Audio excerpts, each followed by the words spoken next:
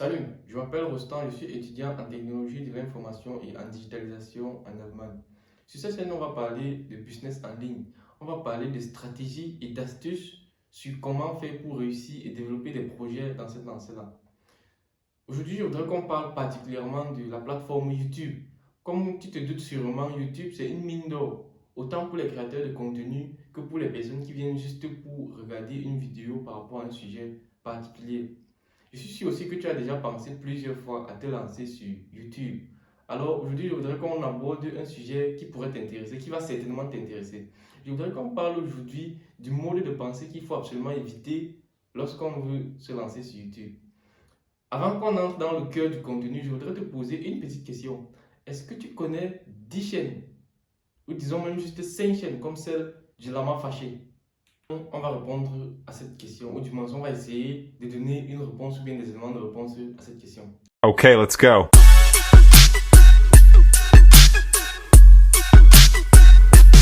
La première erreur qu'il faut éviter, c'est vouloir se lancer sans montrer son visage. Je sais que plusieurs personnes disent dans leurs vidéos, vous pouvez vous lancer sur YouTube sans montrer votre visage parce que plusieurs personnes l'ont fait. Regardez par exemple la chaîne Lama Fâché, regardez par exemple telle chaîne ou telle autre chaîne. C'est vrai que certaines personnes réussissent sur YouTube sans avoir besoin de montrer leur visage. Mais ils sont au nombre de combien? C'est ça la vraie question. Ils sont au nombre de combien? Moi par exemple, je ne connais pas plus de 5 chaînes qui sont similaires à celle de Lama Fâché. La chaîne de Lama Fâché, on le sait tous, c'est une chaîne qui partage des vidéos drôles, une chaîne qui montre, qui fait un peu dans la comédie, une chaîne qui montre un contenu assez divertissant en gros, disons juste ça comme ça. Mais il y en a combien? Il y en a combien? Très peu, sûrement. Alors, si toi tu veux te lancer sur YouTube et tu penses que tu vas réussir sans montrer ton visage, je pense que tu commets déjà une grosse erreur. Parce que pour se lancer sur Internet, on a besoin de visibilité. Imagine-toi par exemple être en train de suivre une vidéo sur YouTube et au bout d'un moment, dans la vidéo, on te demande de cliquer dans le lien qui est en description pour acheter telle ou telle formation. Est-ce que tu vas directement passer à la caisse? Je suis sûr que tu vas beaucoup réfléchir. Logiquement, parce que tu ne vois pas la personne, même si le contenu est saisissant, tu peux te dire, bon, je connais même pas la personne, tu sais même pas la personne qui va te former. Déjà, tu ne connais pas la personne, tu ne le vois, tu ne l'as jamais vu. Ça sonne un peu très peu crédible. Alors, est-ce que tu penses que toi, quand tu vas te lancer, les gens vont accorder une trop grande crédibilité à ta chaîne parce que tu partages un contenu exceptionnel? Je pense que ça, c'est une erreur. Donc, il vaut mieux éviter. Le fait de montrer son visage sur YouTube, ça donne déjà une certaine crédibilité à ce que tu es en train de dire et ça montre aussi une certaine confiance en toi auprès de ton audience. Si par exemple tu es en train de parler et qu'on ne te voit pas, les gens vont commencer à se poser des questions. Les gens pourront commencer à se poser des questions sur toi si le contenu n'est pas très saisissant. Et je suis désolé de te dire ça, mais je suis sûr qu'actuellement, là, avec l'état des choses, tu n'as pas une idée très saisissante. C'est-à-dire que tu n'as pas une idée révolutionnaire. Même si tu as une idée révolutionnaire et que tu parles, les gens ne te voient pas, ça sera bizarre, ça sera très bizarre. Les gens auront tendance, moi particulièrement, et je suis sûr que toi aussi, on aura tendance à accorder très peu de crédibilité à ce que la personne va dire dans cette vidéo-là. La réalité est que plusieurs créateurs de contenu, lorsqu'ils veulent motiver leur audience à acheter leur formation ou bien à se lancer sur YouTube, ils disent, tu n'as même pas besoin de montrer ton visage, tu as juste besoin d'un téléphone et d'une connexion Internet. Je pense que cette stratégie est biaisée, c'est une stratégie qui ne marche pas. Parce que quand tu regardes les statistiques sur YouTube, tu te rends compte que les personnes qui réussissent le mieux sont celles-là qui montrent leur visage sur YouTube, sont celles-là qui ont une certaine crédibilité, sont celles-là qu'on voit. C'est difficile de faire confiance à quelqu'un d'inconnu. Est-ce que tu penses que Yomi Denzel aurait autant de succès sur YouTube si on ne le voyait pas? Je pense que non. Aussi, est-ce que tu penses que Cristiano Ronaldo, si c'était juste un nom sur YouTube et qu'on ne le voyait pas, est-ce que tu penses qu'il aurait déjà aujourd'hui 50 millions d'abonnés sur YouTube? Non, parce que Cristiano Ronaldo, c'est un personnage qu'on peut voir. C'est quelqu'un qui véhicule les idées, c'est quelqu'un qui parle, c'est quelqu'un qu'on voit, c'est quelqu'un avec qui on peut interagir. Ce n'est pas un fantôme derrière une caméra qui tourne des vidéos et qui a 50 millions d'abonnés. Donc c'est impossible de franchir une certaine barre de nombre d'abonnés si tu ne montres pas ton visage. La deuxième erreur consiste à vouloir laisser tout le travail sur le dos de l'IA. Généralement, les voix des IA sont très ennuyeuses. Imagine-toi par exemple, tu tombes sur une vidéo et que le son de la voix ressemble à ceci. Bonjour, bienvenue sur ma chaîne. Sur cette chaîne, nous parlons de business en ligne et des stratégies sur comment réussir et développer des projets dans cette lancée-là. Alors, si le contenu vous intéresse, abonnez-vous. Merci et à la prochaine. Je suis sûr que si tu tombes sur une vidéo de ce genre et que la vidéo dure 10 minutes, tu ne vas pas regarder la vidéo jusqu'au bout. Je suis sûr. Moi, par exemple, quand je tombe sur ce genre de vidéo, je ne peux pas rester jusqu'au bout. Sauf si le contenu est très saisissant. Et même quand le contenu est saisissant, la motivation ou bien l'attention chute avec le temps. Alors, si toi tu veux pouvoir produire un contenu assez saisissant, c'est fortement recommandable d'éviter ce style de voix-là. C'est-à-dire, tu as écrit par exemple ton test, tu as donné ça à une IA de lire et c'est ça que tu utilises comme son de ta vidéo. Je pense que ça, c'est une très mauvaise idée. C'est une très mauvaise idée. La réalité aussi est que plusieurs créateurs de contenu, lorsqu'ils veulent motiver les personnes à se lancer sur YouTube, ils se disent, tu n'as même pas besoin de montrer ton visage, tu as juste besoin de ton téléphone et d'une connexion Internet, c'est tout. En fait, ils disaient ça juste parce qu'ils se disaient, c'est ce que tu as besoin d'entendre. Mais ce n'est pas ce qu'il faut, ce n'est pas ce qui marche. Quand tu regardes les statistiques et quand tu regardes le nombre de personnes qui ont réussi, tu peux facilement te rendre compte que ce n'est pas ça qui marche. Ce n'est pas ça qui marche. Et donc, si tu veux faire ce qui marche, il faut que tu copies le bon exemple. Quand tu regardes les proportions des créateurs de contenu sur YouTube, tu te rends compte que ceux qui ont le plus de succès, c'est ceux qui se montrent sur la chaîne. Ceux qui sont derrière leur écran et on ne les voit jamais, très peu d'entre eux parviennent à tirer leur épingle du jeu, très peu d'entre eux parviennent à se démarquer. Et donc, si tu veux être sûr, si tu veux être sûr, si tu veux maximiser tes chances de réussir, c'est conseillé, c'est fortement recommandable de montrer ton visage. Honnêtement.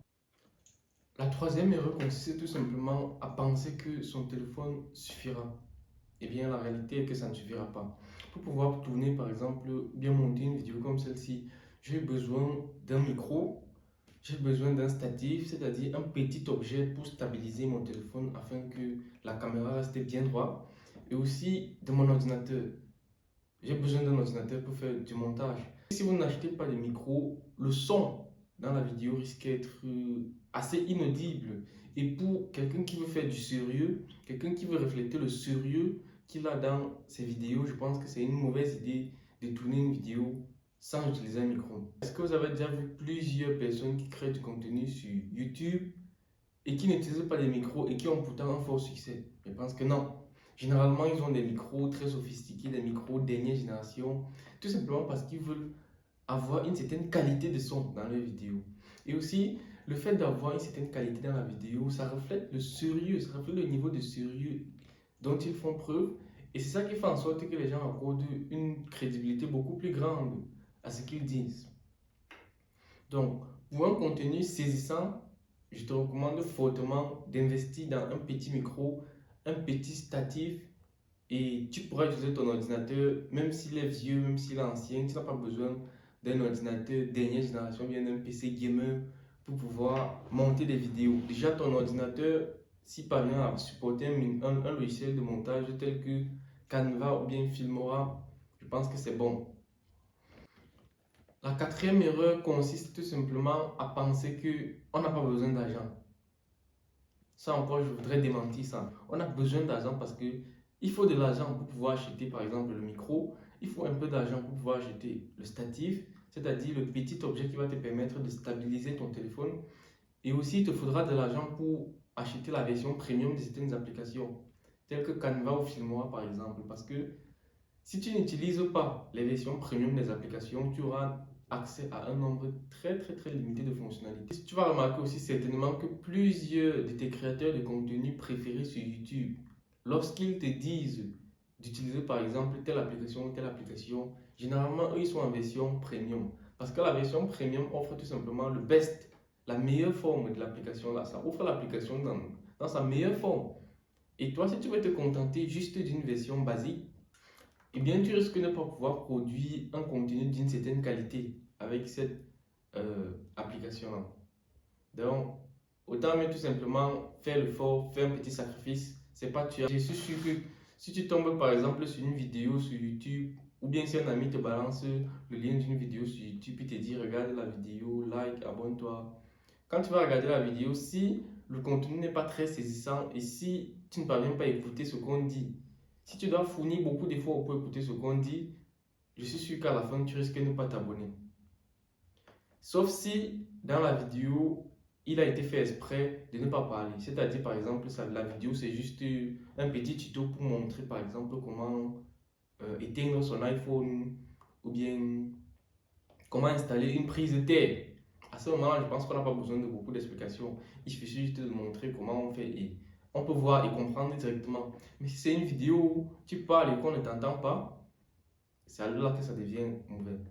Donc, il faut tout simplement faire un petit sacrifice, acheter tout ce qu'il faut. Naturellement aussi, tu auras besoin de temps parce que pour pouvoir réaliser une vidéo, il faut avoir la patience, il faut pouvoir recommencer quand on bug. Parfois, il arrive que lorsque tu es en train d'enregistrer la vidéo, il y a un bruit autour de toi qui te distrait ou bien tu perds les pédales et tu mélanges tout ce que tu es en train de dire et il faut tout simplement recommencer. Donc, il faut avoir du temps, non seulement pour tourner la vidéo dans son état brut, et aussi il faut avoir du temps pour pouvoir réaliser le montage. Pour la petite histoire, j'ai toujours voulu me lancer sur YouTube. Ça fait très longtemps que j'ai voulu me lancer sur YouTube. Je me suis lancé plusieurs fois même. J'ai échoué parce que mon cerveau était biaisé par ces pensées-là. Et c'est quand je me suis assis, j'ai retracé tout le parcours que j'ai suivi. Et je me suis dit, en réalité, j'avais de fausses croyances. Depuis que quand j'étais en Afrique déjà, par exemple, j'ai essayé plusieurs chaînes. Et parfois même, je me suis découragé, je me suis réencouragé. C'est quand je me suis assis un jour que je me suis dit, en réalité, il y a certaines choses que ces personnes-là ne me disent pas. Et j'ai commencé tout simplement à observer ce qu'ils font. Par exemple, ton créateur de contenu préféré, lui, il a un outil qu'il utilise pour stabiliser son écran, ou bien pour stabiliser son téléphone lorsqu'il filme sa vidéo. Il a un monteur vidéo. Bon, s'il est déjà avancé, il a un monteur vidéo, donc il ne se tape pas tout le travail. Il filme juste la vidéo, il envoie son monteur fait le travail et il balance la vidéo sur la chaîne. Mais si toi tu veux commencer, c'est fondamental que tu achètes le minimum. Il te faut un micro, il te faut un statif et il te faut un ordinateur. Donc voilà en résumé tout ce que tu dois retenir de cette vidéo. Si la vidéo t'a plu, alors laisse un pouce en l'air, partage à un ami qui voudrait aussi se lancer parce que je pense que c'est ensemble qu'on a plus de chances de réaliser nos rêves. Ciao, à plus. Lorsque les gens ne te voient pas, ils vont accorder. Les gens accordent très peu de crédibilité à un contenu qu'ils ne voient pas. Lorsque par exemple tu suis